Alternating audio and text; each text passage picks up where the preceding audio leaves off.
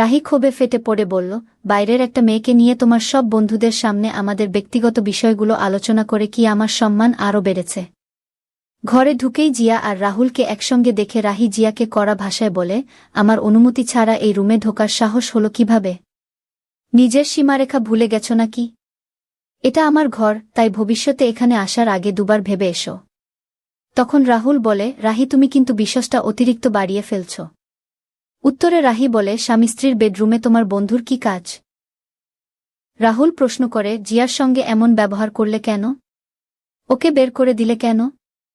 রাহি তখন বলে, তুমি কোনো অধিকারে আমাদের ব্যক্তিগত কথাগুলো জিয়ার সঙ্গে শেয়ার করছ? রাহুল জবাব দেয়, করেছি তো করেছি, জিয়া আমার বন্ধু, আমি চাইলে ওর সঙ্গে সব কথা বলবো। তখন রাহি বলে, আমাকে কি কখনো আমাদের ব্যক্তিগত বিষয় বাইরের কারো কাছে বলতে দেখেছ? তাহলে তুমিও সেটা করতে পারো না। তুমি আমাকে অসম্মান করছো, রাহুল। রাহুল রেগে গিয়ে বলে, এখন কি তুমি ঠিক করে দেবে আমি কার সঙ্গে কি কথা বলবো? জিয়াকে অপমান করে বের করে দিয়ে বরং তুমিই আমাকে ছোট করেছ।